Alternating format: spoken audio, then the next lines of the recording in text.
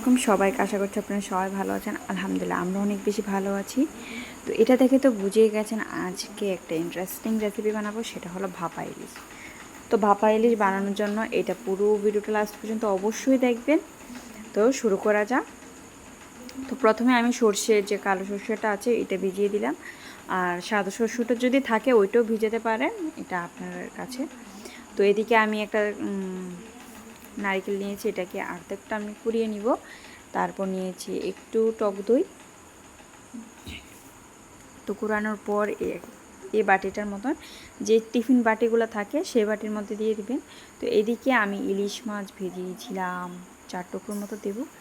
তো এটাকে সুন্দর করে আমি এখন ম্যারিনেট করে রেখে দিব, একটু লবণ আর একটু হলুদ দিয়ে ভালো করে মেখে রেখে দিব। আর ইলিশ মাছটা না যে কোনো রান্নার মধ্যে একদম দুর্দান্ত লাগে, ইলিশ মাছটাই সেরা হয়ে থাকে। যারা যারা আপনারা বুঝেন তারা তো অবশ্যই জানেন। তো এদিকে একটু লবণ দিয়ে একটু হলুদ দিয়ে আমি একটু ম্যারিনেট করে রেখে দিব। তারপর আমি যে মশলাটা আছে সেটা রেডি করি। অনেক সিম্পল রেসিপি, আপনারা নিমিষে বানিয়ে নিতে পারবেন অ্যান্ড খেতেও দুর্দান্ত হয়ে থাকে। তো এদিকে জলটাও বসিয়ে দিলাম। আমরা মশলাটা রেডি হতে হতে আমাদের জলটাও ফুটে যাবে। তো এদিকে সর্ষেটাকে আমি ভালো করে ভিজিয়ে রাখার পর এটাকে একটু পানিটা ঝরিয়ে তারপর এটাকে শিলকুড়ার মতো আমি সুন্দর করে বেটে নিব। আপনারা চাইলে এখানে ব্লেন্ডও করতে পারেন মিক্সার গ্রাইন্ডারে, তো আমি বাটাটা বেশি ভালো হয়ে থাকে।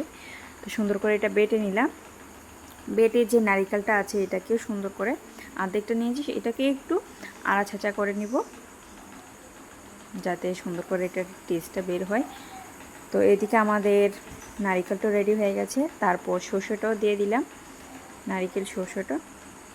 তো প্রথমে সর্ষেটা দিয়ে নারিকেলটা দিয়ে তারপর এখানে দিয়ে দিব পরিমতো লবণ, পরিমতো হলুদ, আর দিয়ে দিব টক দইটা দিয়ে সুন্দর করে এটাকে মিক্স করে নেব। আর কিচ্ছু প্রয়োজন নয়। তারপর এখানে আমরা লাস্টে দেব একটু জল দিয়ে দিলাম যাতে গ্রেভিটা একটু হয়। তারপর দিয়ে দিলাম কাঁচা লঙ্কা। তারপর দিয়ে দিব একদম খাঁটি সরষের তেলটা। এটা দিলে এটার ঝাঁজটাই অনেক বেশি ভালো থাকে। এদিকে আমাদের গ্রেভিটা রেডি হয়ে গেছে। এখন আমরা যে বাটিটা এটার মধ্যে প্রথমে আমরা একটু গ্রেভিটা দেব, দেওয়ার পর ম্যারিনেট করা মাছগুলো আমরা এক এক করে দিয়ে দিব। রান্না করার কোনো ঝামেলা নাই, শুধু ভাপে বসিয়ে দিবেন অ্যান্ড রেডি আপনাদের ইলিশ ভাপা। তো এদিকে সুন্দর করে মাছগুলো দিয়ে এর উপরে আর একটু গ্রেভি দিয়ে এর মধ্যে একটু দিয়ে গার্নিশিংয়ের জন্য আপনারা একটু কাঁচা লঙ্কা দিয়ে দিবেন, দেখতে সুন্দর লাগবে আর খেতেও দুর্দান্ত লাগবে। তো সর্ষের তেলটা দিয়ে ভালো করে আমরা এটা মুখটা আগে লাগিয়ে নেবেন। আর জলটা একটু স্ট্যান্ড একটু উপরে দিবেন, তাহলে না হলে জলটা ঢুকে যাবে। তো এদিকে আমি রেখেছিলাম প্রায় 20 মিনিট থেকে 25 মিনিট রাখবেন, তাহলে আপনাদের ইলিশ ভাপা পুরো রেডি হয়ে গেছে খাওয়ার জন্য। আর খেতে দুর্দান্ত হয়েছিল। আপনারা অবশ্যই ট্রাই করে দেখবেন। যারা যারা নতুন আছেন চ্যানেলে অবশ্যই কিন্তু চ্যানেলটাকে সাবস্ক্রাইব করবেন।